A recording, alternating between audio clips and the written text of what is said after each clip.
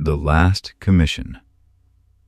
Below, the constant wet slap of rain on corrugated metal and the static-filled buzz of holographic advertisements.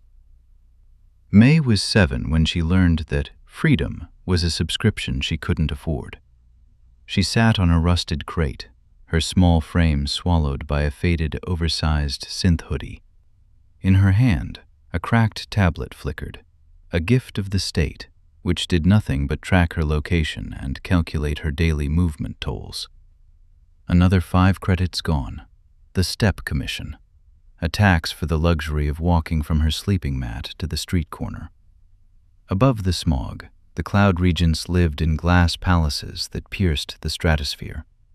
They owned the 5 private Phoenix jets that streaked across the sky like silver scars. To fuel those jets, they bled the slums dry, inventing new bureaucracies for the sake of order. To get a permit to sell water, you needed a helper. To find a helper, you needed to pay a loyalty fee to the Ministry of Prosperity.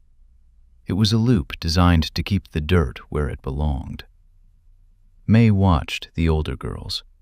She saw the 3 paths the city laid out for them like a funeral shroud. There was the vendor, working 20-hour shifts over steaming vats of synthetic broth until their lungs turned to charcoal. There was the courier, dodging high-speed maglevs on rickety scooters, their lives worth less than the cold noodles in their cargo bins. And then there were the flowers, the girls who sold the only thing the regents couldn't tax, their skin, to the tourists and the grandpas in the gilded districts. They say the system works if you work the system. But the system is a mouth, and it's always hungry.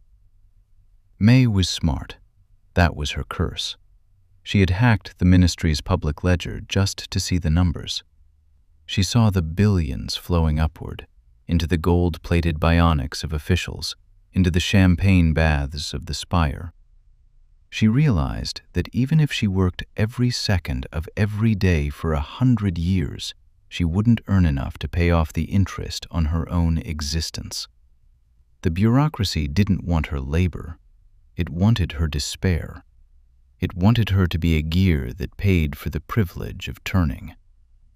She climbed the skeletal remains of an unfinished social housing project, a project abandoned when the funds were reallocated to the governor's private yacht fleet.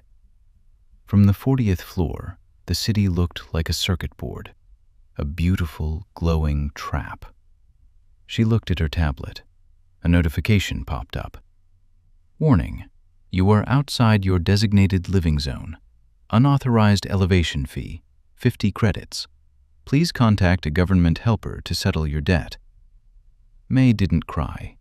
She smiled, a small, cold expression that didn't reach her eyes. For the first time in her life, she found a way to stop the commissions, a way to opt out of the subscription. No more fees. She stepped off into the neon void. She didn't fall like a victim. She fell like a glitch in the code. As she descended, the tablet in her pocket screamed one final, frantic alert. Emergency medical intervention fee, 5,000 credits, payment pending. But May didn't hear it. She was finally, truly, out of credits. Then the distant, indifferent hum of the city begins again. The end.